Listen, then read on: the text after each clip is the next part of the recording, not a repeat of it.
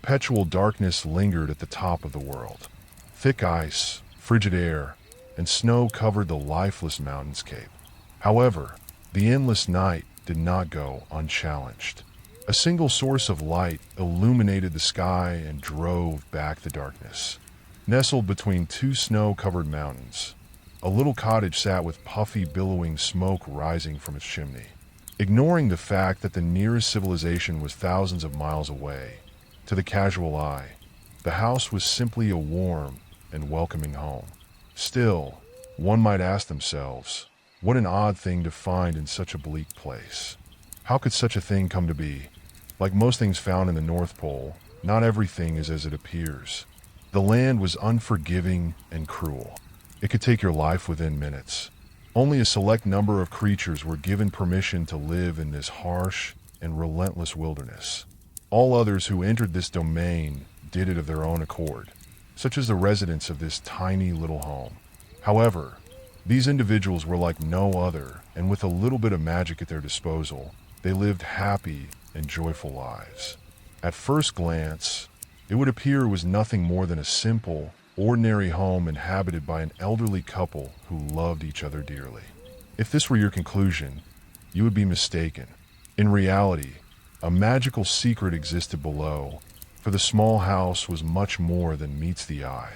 The little house was not just a home, but the tip of a mystical workshop hidden beneath the ice. For centuries, children around the world found joy from the efforts of the hidden workshop. All year round, tiny magical hands toiled and labored to create toys and playthings for all the good children of the world. Elves, the last of the magical creatures from old, dwelt within its walls and used their mystical nature to create wondrous and joyful things for Christmas morning. 3 days after the winter solstice, the old man would put on his heavy coat and boots, take to the air, and deliver his Christmas joy to every last child. Like everything in the cosmos, there must be a balance. For every night, there must be a day. Every beginning has an end. And, with every kind child, there was a naughty little boy or girl to be found. Far below the bright lights, singing, and happy elves creating and building new and fantastic toys, there was another workshop. There, the warmth of the hearthstones could not reach. While the purpose of the upper workshop was to bring happiness, the other was dark and sterile. It too had a purpose. It was here where the masses of cheap and easily broken toys were made. There was no love put into these objects. Never would a child's eyes brighten with wonder and awe upon seeing these gifts on Christmas morning. In his wisdom, the old man knew that even a naughty child should not be forgotten during this time of goodwill. However, the old man was no fool and had no desire to waste his resources on such unsatisfying tasks. This responsibility was handed to the banished and exiled elves that inhabited the deepest bowels below the workshop, those with selfish hearts and greedy desires. Stripped of their immortality, they wasted away in the dark with only the trinkets and flimsy materials to pass the time. Urgra sat in the poorly lit corner of a tattered workbench. His focus was entirely devoted to the old and worn piece of brass in his hands. The clangs of his hammer hitting metal rang out and echoed through the dark halls and passageways.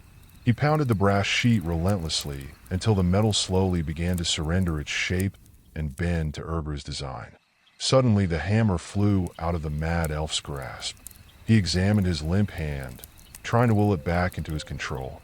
Fury filled his heart as he watched the necrotic flesh sloughed off his bony hand. He didn't have much time. His other hand was weak, but still capable of grasp.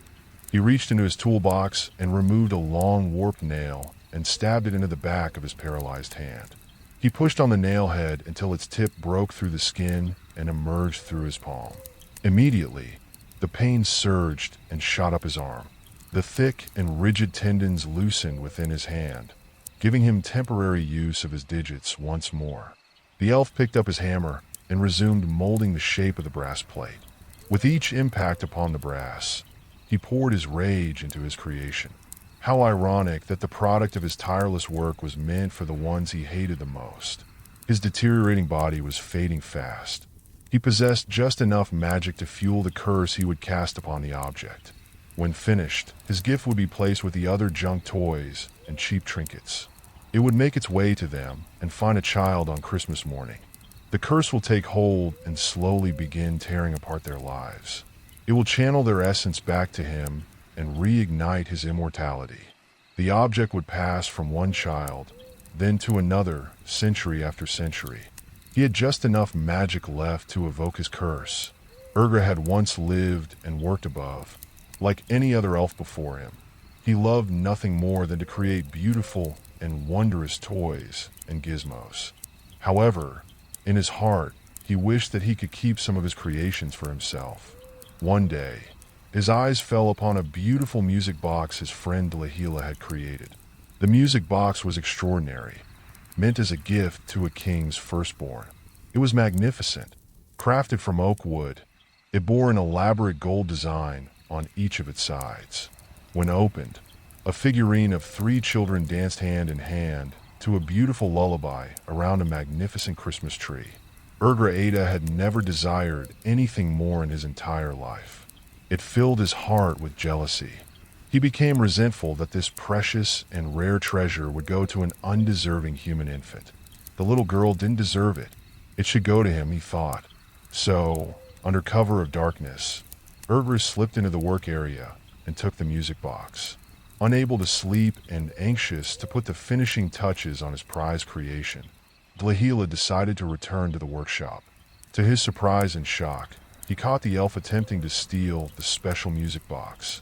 Dlahila was enraged, for greed and thievery amongst elves were extremely offensive and not tolerated. Urgra begged his friend not to report his transgression, but Dlahila was unmoved by the pleas and turned to tell the others of Urgra's crime. Desperate, Urgra did the only thing left for him to do.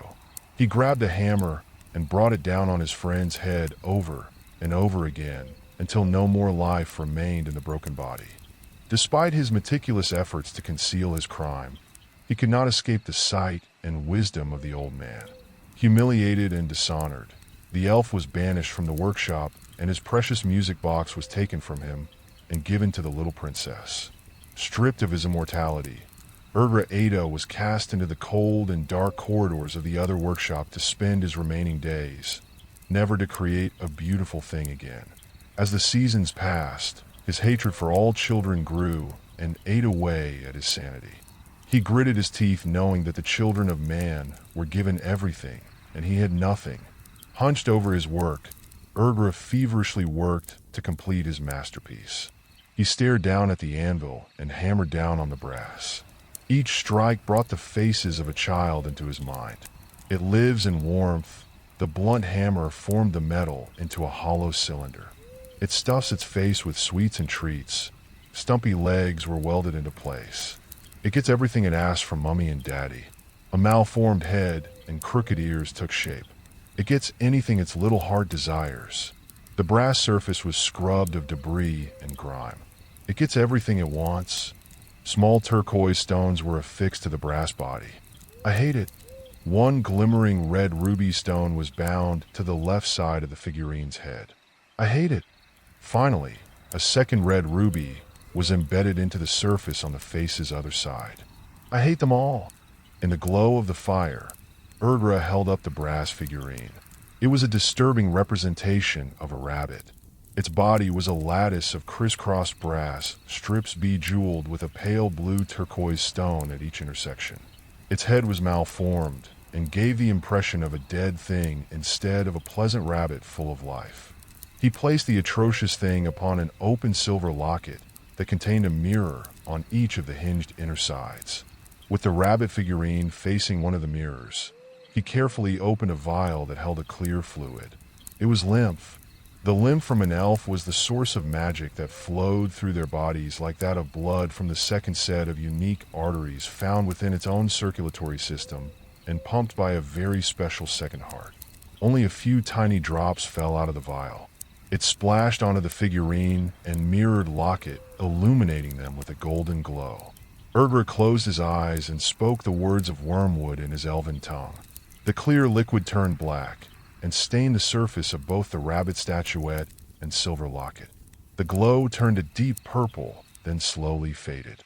Pleased with the outcome, he gently placed a cloth over the object without making eye contact to obscure it from sight, and ever so carefully placed it in a small box decorated with holiday cheer. Finished with his work, Urgra turned to leave, pushing past the corpses of several elves hanging upside down from the support beams of the other workshop. Their lifeless bodies drained completely of every last drop of magical lymph from slit throats. Urgra's calculation had been correct. He had just enough magic to fuel the curse placed on the object.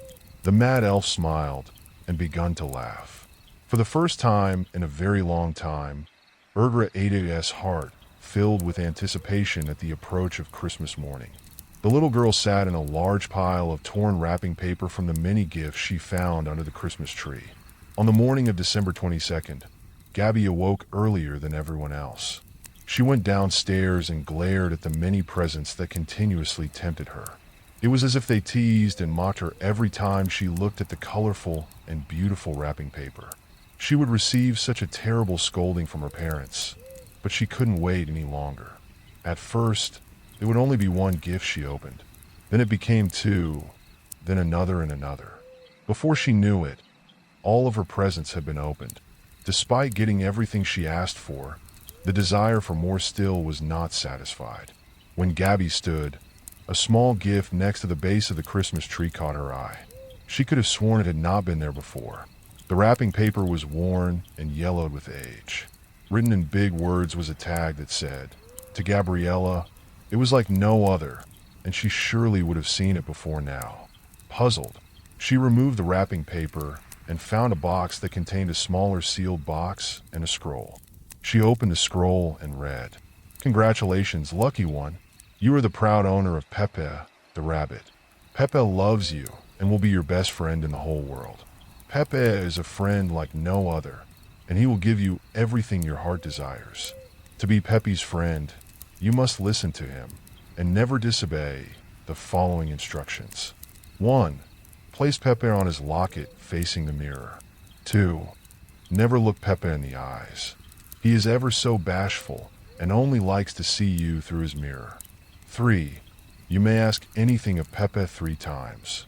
In 3 days' time, he will grant any and all you asked of him. 4. Never look Pepe in the eyes. It bears repeating. He does not like it and will be upset if you disobey this rule.